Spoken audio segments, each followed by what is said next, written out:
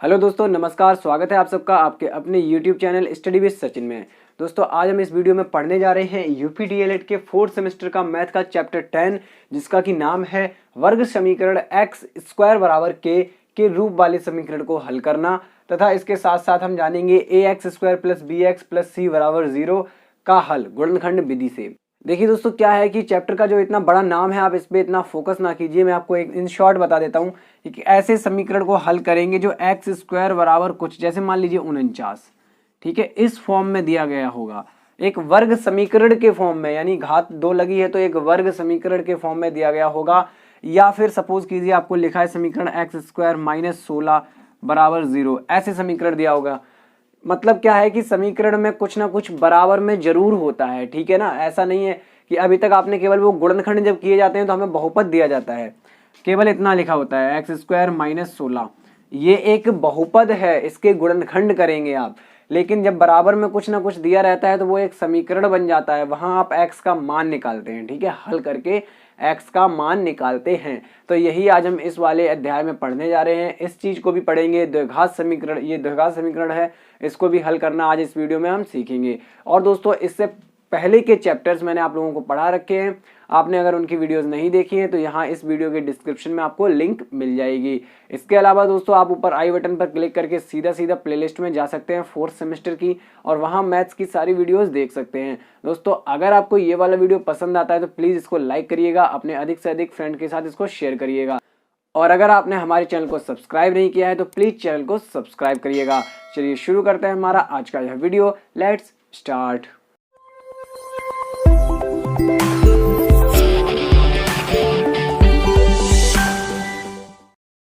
तो दोस्तों देखिएगा, ये चैप्टर हम एग्जाम्पल्स यानी क्वेश्चंस के माध्यम से पूरा समझने वाले हैं। देखिए दोस्तों, मैं आपको एक एक चीज बहुत ही आराम से और बहुत ही अच्छे से समझाने वाला हूं, तो प्लीज वीडियो को पूरा देखते रहिए। देखिए दोस्तों, यहाँ पे हमने एक क्वेश्चन लिया है, समीकरण एक्स स्क्वायर बराबर 16 को हल कीजिए। अब दोस्तों यहाँ पर हम इसको हल करना सीखेंगे। देखिए क्या लिखा क्या है आपका, एक्स स्क्वायर बराबर 16। यहाँ देखिए एक्स स्क्वायर बराबर 16। यहाँ से आप एक चीज हमेशा ध्यान में रखेंगे कि अगर इस टाइप की सिचुएशन आती है कि एक तरफ स्क्वायर लगा है और दूसरी तरफ एक नॉर्मल नंबर है हमारे पास, और सबसे जरूरी चीज हल करना, मतलब हमें x का वैल्यू फाइंड करना है। मतलब क्या करना है, x का वैल्यू फाइंड करना है। तो यहाँ हम सीधा सीधा लिख सकते हैं दोनों पक्षों का। देखिए दोस्तों, आपको x का वैल्यू फाइंड करना है, जबकि आपको एक्स स्क्वायर यहाँ पे दिया गया है। तो आप इस जगह पे ऐसी सिचुएशन जब बने कि बराबर के इधर और इधर एक एक पद हो, केवल क्या, एक एक पद, इसको बोलते हैं पद। तो जब हमारा एक एक पद हो तो आप सीधा सीधा दोनों पक्षों का वर्गमूल ले सकते हैं। दोनों पक्षों का वर्गमूल लेने पर, ठीक है भाई, दोनों पक्षों का वर्गमूल लेने पर होगा क्या। देखिए दोस्तों, क्या होता है कि यहाँ पे स्क्वायर जो है, और किसी नंबर का स्क्वायर आप तभी हटा सकते हैं जब आप वर्गमूल लें, क्योंकि दोनों ही अपोजिट होते हैं।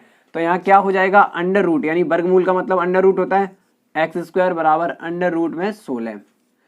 इस अंडर रूट से ये स्क्वायर हट जाता है, दोनों अपोजिट चीजें हैं। तो एक्स बराबर, अब 16 का वर्गमूल याद करना चाहिए आपको। देखिए क्या है कि कुछ, जैसे आप मान लीजिए, जैसे 2 का वर्ग क्या है, 4, तो 4 का वर्गमूल कितना होता है, 2 होता है। क्या होता है भाई, 2 होता है। तो यही मैं आपको बताना चाह रहा हूँ कि ऐसे ही कितने का वर्ग करने पर 16 आएगा। तो 4 का वर्ग करने पर 16 आएगा ना, तो यहाँ पर इसका वर्गमूल होगा 4, यानी एक्स की वैल्यू निकल के आएगी 4। अब दोस्तों, चूंकि आपको पता है कि अगर हम किसी पॉजिटिव नंबर का वर्ग करें तब भी पॉजिटिव वर्ग आता है, और किसी नेगेटिव का वर्ग करें तब भी आंसर पॉजिटिव आता है। इसलिए जब भी हम इसका वर्गमूल निकालते हैं, जब भी हम वर्गमूल में से कोई संख्या निकालते हैं, तो उसके आगे प्लस माइनस लगा देते हैं, क्योंकि ये प्लस की वैल्यू भी इसको सेटिस्फाई करेगी और माइनस की वैल्यू भी सेटिस्फाई करेगी, बाकी कुछ नहीं है। देखिए दोस्तों, ये आपका आंसर हो गया, एक्स बराबर या तो +4 या -4, ये आपका आंसर हो गया। ठीक है दोस्तों, चलिए देखिए दोस्तों, अगला प्रश्न जो है यहाँ पे बोर्ड पे लिखा हुआ है, समीकरण इस बार आपको दिया गया है 16x स्क्वायर माइनस 25 बराबर 0। तो समीकरण को लिखिएगा 16x स्क्वायर माइनस 25 बराबर 0। इसमें आप क्या कर सकते हैं, देखिए -25 है, इसको आप बराबर के दूसरी तरफ ले जाएंगे तो +25 हो जाएगा। मतलब देखिए क्या हो जाएगा 0 + 25, और 0 को किसी में जोड़े तो वही संख्या आती है। तो यहाँ आप क्या करेंगे 16x² बराबर सिर्फ 25 रह गया। 0 में जुड़ गया तो 0 में जुड़ने के बाद तो वही संख्या आएगी ना भाई। अब यहाँ से देखिए हमें x² कितना मिलेगा, ये 16 यहाँ गुणा में है, दूसरी तरफ गया भाग में, 25/16। यहाँ से फिर से आपको वही करना है, लेकिन बार बार जब एक बार हम सीख लेते हैं तो हम उस चीज़ को बार बार थोड़ी लिखते हैं। दोनों पक्षों का वर्गमूल लेने पर जब आप वर्गमूल लेंगे तो यहाँ से वर्ग हट जाएगा। हट जाएगा कि नहीं हट जाएगा, पिछले क्वेश्चन में करके दिखाया था ना। उसके बाद इस पे वर्गमूल आ जाएगा 25/16। x बराबर, देखिए दोस्तों आप इनके वर्गमूल निकाल के लिख दीजिए। 25 का वर्गमूल 5, 16 का वर्गमूल 4। अब मैंने आपको बताया था कि वर्गमूल के चिन्ह से जब भी कोई वैल्यू बाहर आती है तो वो प्लस और माइनस दोनों चिन्ह के साथ आती है, ठीक है, क्योंकि दोनों ही वैल्यू सेटिस्फाई करती हैं। तो हमारा x का यहाँ जो आंसर निकला ये निकल के आ गया मान, ठीक है ना। चलिए दोस्तों, आपको उम्मीद करता हूँ मेरे सवाल ये समझ में आ रहे होंगे, तो प्लीज़ वीडियो को अभी के अभी लाइक भी कर दीजिएगा अगर सवाल समझ में आ रहे हैं तो। चलिए देखिए दोस्तों, अगला क्वेश्चन यहाँ बोर्ड पे लिखा हुआ है, एक वर्ग का क्षेत्रफल 64 वर्ग मीटर है, उसकी भुजा ज्ञात कीजिए। तो दोस्तों इसमें अभी आपका वर्ग समीकरण बनके ही हल होगा। कैसे, देखिए क्या है कि हमने यहाँ लिखा माना वर्ग की भुजा, क्या लिख लिया, वर्ग की भुजा बराबर a मीटर, क्योंकि आपको यूनिट मीटर में दी गई है तो आप लिखेंगे मीटर। अब ये यूनिट तो क्षेत्रफल की है इसलिए वर्ग मीटर लिखा है, केवल एक साइड की जो यूनिट होगी वो तो सिर्फ मीटर लिखी जाएगी, ठीक है। अब देखिए दोस्तों यहाँ पे क्या है कि आपको पता है यहाँ दिया गया है वर्ग का क्षेत्रफल, वर्ग का क्षेत्रफल बराबर में दिया गया है, ये देखिए यहाँ पे 64 वर्ग मीटर, ठीक है। आपको वर्ग के क्षेत्रफल का फॉर्मूला पता है, भुजा का वर्ग, भुजा का वर्ग यानी a² होता है, वर्ग का क्षेत्रफल a² होता है अगर a भुजा है तो, ठीक है, ये फॉर्मूला है। बराबर में दिया गया है 64, देखिए वर्ग समीकरण बन गया ना। अब आप यहां से आराम से निकाल सकते हैं, a बराबर क्या हो जाएगा √64, यहां से स्क्वायर हटा, इधर √ लग गया, तो यहां से आपका क्या निकला, a बराबर ±8 मीटर, ठीक।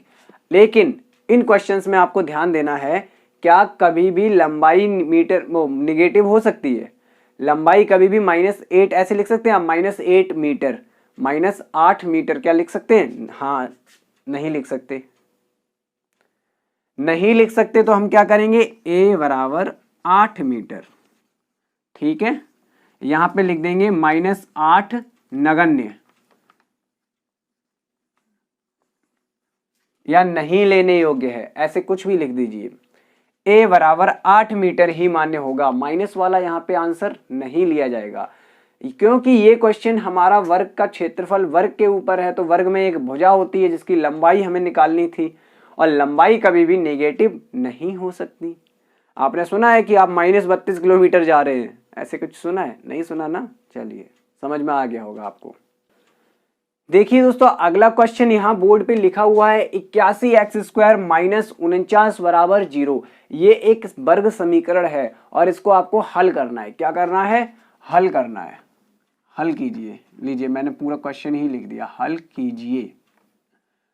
तो यहां तक मैं आपको इतने क्वेश्चन करा चुका हूं कि आप इस क्वेश्चन को हल आसानी से कर सकते हैं। कैसे कि आप लिखेंगे 81x², 49 यहाँ माइनस का है, दूसरी तरफ गया प्लस का हो गया, 0 के साथ अगर जुड़ेगा तो 49 ही तो आएगा भाई, बराबर में 49 आ गया केवल, क्योंकि उधर 0 था, 0 में जुड़ के 49 आ गया। अब देखिए दोस्तों, यहाँ पे हम क्या कर सकते हैं, x² बराबर अगर हम निकालेंगे तो 81 इधर भाग में 49/81, और x बराबर निकालेंगे तो √ में आ जाएगा भाई, यहाँ से स्क्वायर हट गया, उधर √ लग गया, तो 49/81। x बराबर ± 49 का वर्गमूल 7, 81 का वर्गमूल 9, यहाँ आपका ये आंसर होगा। ठीक है, अब आप समझ गए होंगे इन समीकरणों को हमें कैसे हल करना है। अब हम देखेंगे द्विघात समीकरण जो ax² plus bx plus c के रूप में दिया जाता है।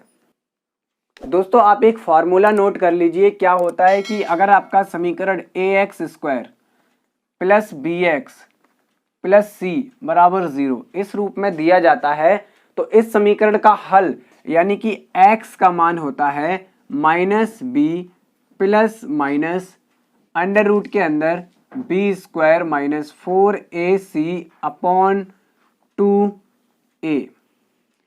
कोई भी सवाल आपको दिया जाए आप इससे उसकी कंपेयर करेंगे, क्या करेंगे, इससे उसकी कंपेयर करेंगे और a b c के वैल्यू को निकालेंगे, फिर इसमें रख देंगे, आपका आंसर आ जाएगा। यहाँ भी दोस्तों आपके दो आंसर आएंगे क्योंकि यहाँ पे प्लस और माइनस लगा है, मतलब एक बार प्लस के साथ लेंगे दूसरी बार माइनस के साथ लेंगे। क्वेश्चन होगा मैं बता दूंगा, देखिए कैसे करेंगे क्वेश्चन को, ठीक है, ये आप नोट कर लीजिए। और इसको जब आपने पहले अगर आप गणित के स्टूडेंट रहे हैं तो इसको कहते हैं श्रीधराचार्य नियम, ठीक है, ये श्रीधराचार्य नियम है, उसी का सूत्र है, मतलब ये उस टाइम पे जब हमने गणित पढ़ा था तो उसमें कहा जाता था कि ये श्रीधराचार्य नियम है और या फिर श्रीधराचार्य का सूत्र है, ठीक है, ये आपका समीकरण को हल करने का।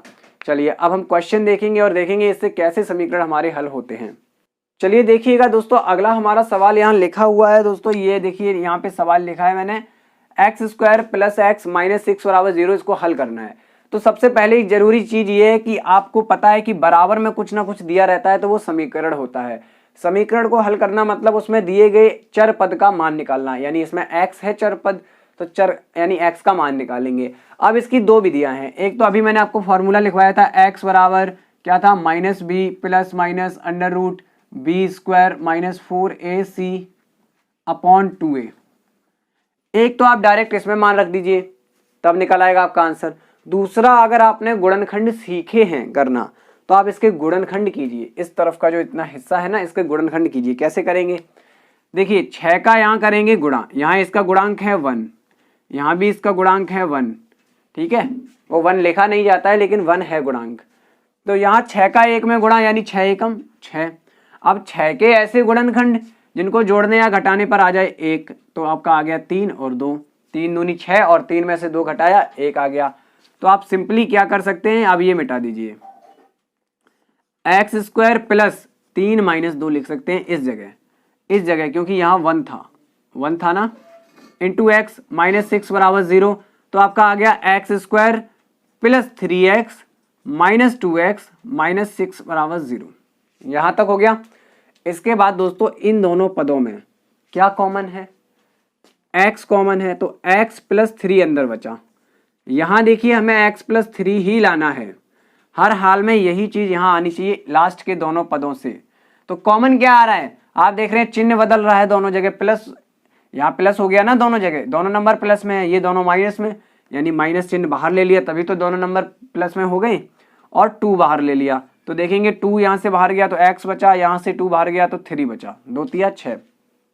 चलिए बराबर में कितना था 0, तो हमारा यहाँ पे अब x प्लस 3 कॉमन, तो x प्लस 3 बचेगा क्या, x माइनस 2 बराबर 0। अब यहां से आपको अगर समीकरण यहाँ पे x के मान निकालने हैं तो आप एक एक ब्रैकेट को 0 के बराबर लेंगे। देखिए क्या है कि ये दोनों का गुणा 0 हो रहा है, इन दोनों का गुणा कितना हो रहा है 0, तो आपको पता है कि 0 कब हो सकता है, या तो ये 0 होगा, क्योंकि 0 का गुणा अगर हम किसी में कर दें तभी तो 0 होता है, तो या तो ये 0 होगा या ये 0 होगा। तो आप दोनों को 0 के बराबर अलग अलग लीजिए, मतलब x प्लस 3 बराबर 0, तो यहां से निकला x बराबर -3। दूसरी तरफ आप करेंगे तो x माइनस 2 बराबर 0, यहां से निकला x बराबर 2। कैसे निकला, ये पक्षांतर कर दिया, 0 की तरफ चला गया तो ये -3 हो गया उधर, और 0 में जोड़ेंगे या घटाएंगे तो 0 से तो कोई फर्क नहीं पड़ने वाला, तो x -3। ऐसे ही ये उधर चला गया तो ये +2 हो गया। तो हमारे x के ये 2 मान निकले। कौन 2 मान निकले, x बराबर -3 या x बराबर 2। ठीक है दोस्तों, ये वाले 2 मान हमारे निकले हैं। अब ये 2 मान आप याद रखिएगा क्योंकि अब उस वाले मेथड से मैं आपको ये करके दिखाऊंगा। चलिए दोस्तों, मैंने आपको क्या बोला था कि उस वाले मेथड से जिसमें आपको डायरेक्ट फॉर्मूला दिया गया है, तो उसके लिए आप क्या करेंगे, ax² plus bx plus c बराबर 0 से तुलना करेंगे, क्योंकि भाई आपको a b c के मान चाहिए ना। अब ध्यान से देखिए, यहाँ एक्स स्क्वायर, यहाँ एक्स स्क्वायर, यहाँ ए, यहाँ कुछ है नहीं। अभी मैंने आपको क्या बताया था, जब किसी का कोई गुणांक नहीं होता है तो हम वहां 1 लेते हैं गुणांक, यहाँ भी आपको 1 गुणांक लेना पड़ेगा। तो ए का मान कितना है, कंपेयर करने पर ए बराबर कितना आया 1, बी बराबर कितना आया, देखिए यहाँ एक्स, बी की जगह 1, ठीक है। और सी की जगह कितना आ रहा है, सी, सबसे जरूरी चीज सी, यहाँ प्लस सी है, यहाँ माइनस सी है, मतलब माइनस के 6 लिखा है यहाँ पे, सी की जगह क्या लिखा है -6। ऐसे लिखेंगे आप इसको तो -6, ये तभी तो हो जाएगा -6। तो यहाँ पे आप क्या लिखेंगे -6, माइनस चिन्ह लगाओ तो आप उस चिन्ह के साथ लेंगे उसको, क्योंकि यहाँ पे कंपेयर जैसे कर रहे हैं उसमें प्लस चिन्ह ऑलरेडी है, ठीक है, तो प्लस चिन्ह नहीं माइनस चिन्ह लिया जाएगा। अब आपको x निकालना है, तो x में ये फॉर्मूला लिखवाया था -b plus minus √b² -4ac upon 2a। Okay, चलिए इसमें x बराबर हम निकाल रहे हैं तो मान रख दीजिए, मान रखेंगे तो -b यानी -b कितना है -1 प्लस माइनस √ के अंदर b² मतलब 1 का वर्ग 1 होता है भैया, -4ac यानी 4 तो फॉर्मूले में ही है, a गुणा c, तो 1 का गुणा -6 में -6 आ गया, 4 गुणा -6 ब्रैकेट में लिख दिया क्योंकि माइनस में था नंबर, अपॉन 2a, a कितना है 1 तो 2a हो जाएगा 2, 2 का गुणा 1 में 2a, 2 का गुणा 1 में तो 2 एकम 2। अब देखिए दोस्तों यहां से कैसे इसको हल करेंगे, हमारा क्या निकलेगा, x बराबर -1 प्लस माइनस √ के अंदर देखिए यहाँ से -24 होगा, 6 चौके 24 माइनस का, और ये माइनस ऑलरेडी था तो प्लस हो गया, तो 1 + 24 बटे 2, x बराबर -1 प्लस माइनस 24 और 1 कितना होता है 25 बटे 2, तो x बराबर -1 प्लस माइनस, अब आपको पता है 25 का वर्गमूल 5 बटे 2। अब दोस्तों कैसे हल करेंगे, तो बड़ा सिंपल है, एक बार प्लस चिन्ह के साथ ले लो, एक बार माइनस चिन्ह के साथ ले लो, आराम से हो जाएगा।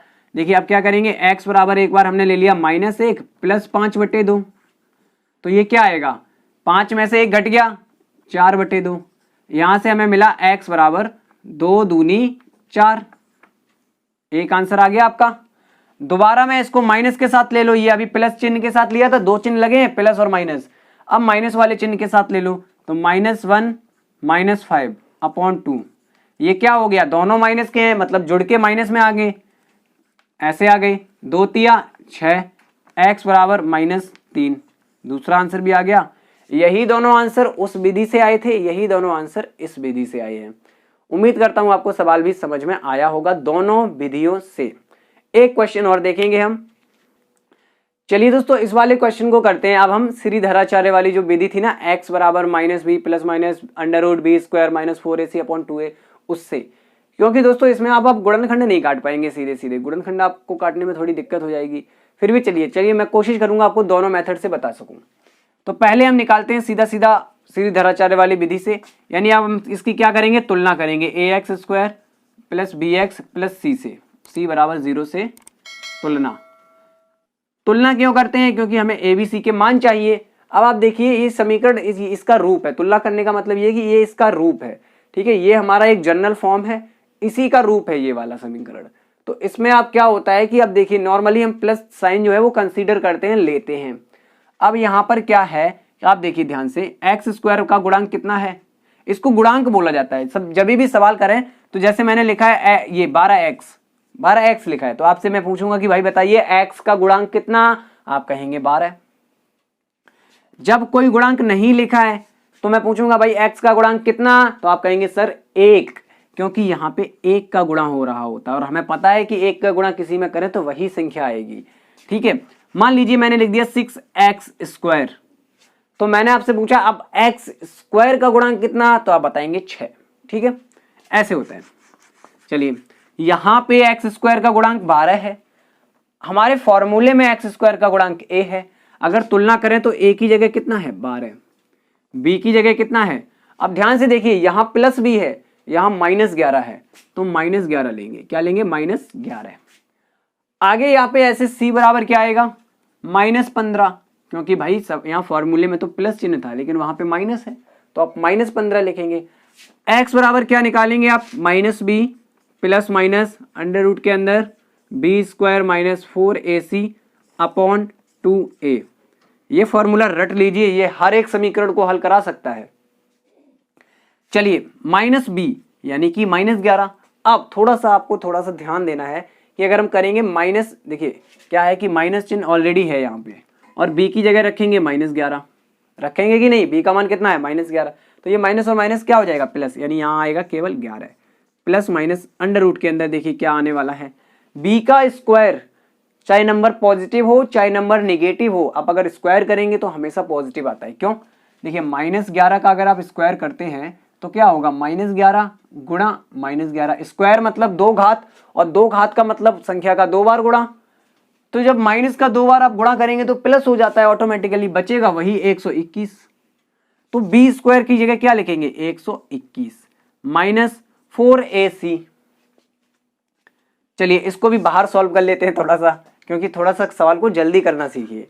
4ac है ना, तो 4 यानी कि 4 गुणा a कितना है? 12, c कितना है? -15। चलिए देखिए क्या है कि 12 और 4, 12 चौके 48 गुणा हो रहा है, ठीक है, इसमें गुणा हो रहा है -15 का, तो 15 अट्ठे 120 हासिल 12, 15 चौके 60 और 12 72, यानी कि आपका आया 720, लेकिन नेगेटिव आ रहा है भाई, माइनस चिन्ह भी था, -720 आ रहा है। अब एक बात बताइए, केवल 4ac आ रहा है -720 और यहाँ एक चिन्ह माइनस का ऑलरेडी था, तो क्या हो जाएगा? ऐसे लिख लीजिए, नहीं तो आप बिल्कुल कंफ्यूज हो जाएंगे। ठीक है, चलिए अपॉन 2 मल्टीप्लाई a कितना है? 12 है भाई। चलिए आगे सॉल्व करते हैं इसको। आगे सॉल्व करने के लिए यहां देखिए आप, ये माइनस और ये माइनस गुणा होके प्लस हो रहे हैं क्योंकि भाई गुणा में है, ठीक है। आपका बचा x बराबर, ये x बराबर चल रहा है इस side 11 plus minus under root के अंदर आपका क्या बचा? 121 प्लस 720, 121 प्लस 720 बटे 12 दूनी 24। x बराबर 11 प्लस माइनस 720 और 121 को जोड़िए, तो 720 और 121 जोड़ेंगे तो 148 ऐसे आएगा, 841 अंडर रूट के अंदर 24, ठीक है, बराबर 11, ये x बराबर 11 प्लस माइनस 841 पे अंडर रूट लगा है, मतलब भैया 841 का वर्गमूल, 841 का वर्गमूल क्या होता है? 29 बटे 24। वर्ग और वर्गमूल आपको रटे होने चाहिए, तभी आप क्वेश्चन को बहुत जल्दी कर पाएंगे। अब दोस्तों यहां से मैंने क्या बताया था, अब ये सिचुएशन वही आ गई कि अब इसको आगे कैसे सॉल्व करें, तो एक बार प्लस के साथ एक बार माइनस के साथ। तो एक बार प्लस के साथ जब लेंगे तो हमें आएगा x बराबर 11 प्लस 29 बटे 24, 29 और 11 9 और 1 10 0 हासिल 1 2 3 40 हो गया बटे 24। काट दीजिए भैया, काट दीजिए। क्या होता है कि काटना बहुत ही जरूरी है, ठीक है। काट देते हैं तो हमें पता है भाई कि किससे कट रहा है दोनों नंबर, किससे कट रहा है, किससे कट रहा है, देखिए जरा ध्यान से। तो आपका ये कट रहा है 4 ढाई 40, 4 6 24, ठीक है। उसके बाद वैसे तो मेरे हिसाब से 8 से सीधा सीधा कट रहा है, आप 8 से काट दीजिए, 8 तिया 24, सॉरी 8 पंचे 40, 8 तिया 24, यानी कि x बराबर क्या निकला? 5 बटे 3। दूसरी बार में आपने अभी प्लस लिया था, अब माइनस ले लीजिए, x बराबर 11 माइनस 29 बटे 24। तो माइनस के ज्यादा है तो भैया 9 में से 29 में से 11 घटाएंगे, 9 में से 1 घटाएंगे तो 8, 2 में से 1 घटाएंगे -18 बचेगा बटे 24। अब आप किससे काटेंगे? 6 से काटेंगे, 6 तिया 18, 6 चौके 24, x बराबर माइनस चिन्ह था 3 बटे 4 आ गया। लीजिए भाई, एक ये मान एक ये मान, द्विघात समीकरण है तो x के 2 मान आने ही हैं, जाहिर सी बात है। अगर x की घात सबसे ज्यादा घात, देखिए सबसे ज्यादा वाली घात देखी जाती है, सबसे ज्यादा घात 2 है और 2 अगर घात है x की तो x के 2 ही मान निकल के आएंगे, ठीक है, 1 नहीं आएगा। क्या है कि आप ये मान नोट कर लीजिए, या फिर मैं यहां लिखे दे रहा हूं, ऊपर देखिए ध्यान से कि x बराबर 5/3 निकला, कॉमा -3/4 निकला, ये 2 मान निकले x के। अब हम करेंगे इसको गुणनखंड विधि से, और यही दोनों मान आने चाहिए। तो दोस्तों अब हम इसको करने वाले हैं गुणनखंड विधि से। देखिए क्या है कि मैं एक ही क्वेश्चन में आपको सारे मेथड बता देता हूं, कि इससे क्या होता है कि हमें आंसर हमेशा पता रहते हैं कि आंसर ये आया था तो दूसरी बार में भी यही वाला आंसर आना ही चाहिए, क्योंकि इसी के हल हैं, इसी समीकरण का हल है तो वही आएगा, ठीक है। समीकरण तो हम बदल नहीं रहे हैं ना। अब एक बार उस विधि से कर लिया, श्रीधराचार्य वाली से, अब करेंगे गुणनखंड वाली विधि से कि इसको गुणनखंड कीजिए। तो मैंने आपको क्या बोला था, इसका गुणा होता है, तो 15 और 12 का गुणा। फिर ऐसे गुणनखंड कीजिए, इसके पहले गुणा कर लेते, 15 दूनी 30, हासिल 3, 15 1 15 3 18, 180 आएगा गुणा। अब 180 के ऐसे गुणनखंड करो आप कि आपको जोड़ के या घटा के 11 मिल जाए। कितना मिल जाए, 11। कीजिए भाई 180 के ऐसे गुणनखंड जिनको जोड़ने या घटाने पर आपका कितना आए, 11 आए। क्या आए, 11। चलिए देखते हैं कैसे आ सकता है। यहां पे हमारा हो जाएगा, देखिए बड़ा सरल तरीका ये है आपका कि आप इसी चीज को नीचे लिखें और इसके और छोटे छोटे गुणनखंड कर दें। 2 दूनी 4, तिया 12, 5 तिया 15। अब यहां पे आप अगर देखें तो आपका क्या हो रहा है, 2 दूनी 4, 5 20 और 3 तिरका 9, यानी 20 गुणा 9। ये 2 गुणनखंड हमें मिलेंगे जिनको जोड़ने पे या घटाने पे, कम से कम घटाने पे तो 11 आ ही रहा है। तो यहां हम क्या करेंगे, देखिए यहां लिखेंगे 12x²। अब चूंकि -11 आ रहा है तो आपको पता है कि बड़ा वाला नंबर माइनस में होगा और छोटा वाला प्लस में, तभी घटा के 11 आएगा। तो -20x + 9x, ये देखिए घटा के 11 ही आएगा। इसी को हमने ऐसे लिख लिया, इसके गुणनखंड के रूप में, इसके गुणनखंड के, यहां से यहां गुणा करके इसके गुणनखंड के रूप में लिख लिया। -15 बराबर 0। यहां से दोनों पदों में क्या कॉमन है, दोनों पदों में कॉमन है भाई आपका 4। कितना कॉमन है, 4। ठीक है, लिख लीजिए 4 कॉमन है, तो हमारा आ गया 4x कॉमन, अंदर बचा 4 तिया 12 यानी 3x, ठीक, -4 पंचे 20, 5, 4x कॉमन, तो यहां बचा 4 तिया 12, भाग करते हैं हम, जो भी कॉमन लेते हैं तो एक x भी कट गया, आपका x बचा, यहां x तो निकल ही आया था, 4 पंचे 20। अब यही चीज हमें इधर लानी है, कौन सी चीज, 3x - 5 यहां लाना है इधर, बराबर में 0 याद रखिएगा आप, ठीक है। तो यहाँ पे क्या बाहर आ रहा है, देखिए चिन्ह में कोई बदलाव नहीं है, ये नंबर माइनस का है लास्ट वाला, ये नंबर प्लस का है इससे पहले वाला, तो यहाँ केवल +3 बाहर आ रहा है। देखिए 3 तिरका 9, ठीक है, 3 पंचे 15, यही बन जाएगा। तो ऐसे ले लेंगे कॉमन। अब कॉमन आ रहा है 3x - 5, अंदर बचा 4x + 3 बराबर 0। देखिए दोस्तों, अगर आपको गुणनखंड करने नहीं आते हैं तो मैंने सेकेंड सेमेस्टर में एक गुणनखंड की एक वीडियो बना रखी है, आप जाके देखिए चैप्टर में, उसमें आप थंबनेल में देखना, चैप्टर में लिखा होगा गुणनखंड संकल्पना, ठीक है, या फिर व्यंजकों का गुणनफल ज्ञात करना। तो चलिए देखिएगा दोस्तों, यहाँ पे क्या है कि हमारे 2 गुणनखंड आ गए और इनके बराबर में है 0, तो इसको अलग अलग 0 के बराबर ले लीजिए। 3x - 5 बराबर 0, तो 3x बराबर -5 है, उधर गया +5 और 0 के साथ जुड़ेगा तो 5 ही रहेगा, तो x बराबर 5/3, एक आंसर आ गया आपका 5/3। दूसरा देखिए, अब 4x + 3 को अलग 0 लिख लीजिए बराबर 0 के, तो यहां से क्या आएगा, 4x बराबर -3, क्योंकि भाई ये प्लस का है, उधर गया माइनस का, x बराबर -3/4। दूसरा आंसर भी आपका आ गया -3/4। तो देखिए दोस्तों, ये तरीका भी आसान होता है, ये बहुत आसान तरीका होता है अगर आपको गुणनखंड करने आते हैं। चलिए दोस्तों, उम्मीद करता हूं जो भी इस वीडियो में मैंने आप लोगों को पढ़ाया है आपको समझ में आया होगा। अगर वाकई में समझ में आया तो प्लीज़ वीडियो को लाइक करना, अपने अधिक से अधिक साथियों के साथ इसको शेयर कर देना। और दोस्तों, अगर आपने हमारे चैनल को सब्सक्राइब नहीं किया है तो चैनल को सब्सक्राइब भी करिएगा। दोस्तों प्लीज़ प्लीज़ प्लीज़ वीडियो को जरूर अपने साथियों के साथ शेयर किया करें ताकि ज़्यादा से ज़्यादा लोग हमारे चैनल तक जुड़ सकें। चलिए दोस्तों, मिलते हैं अगली वीडियो के साथ, तब तक के लिए नमस्कार, बाय बाय, जय हिंद।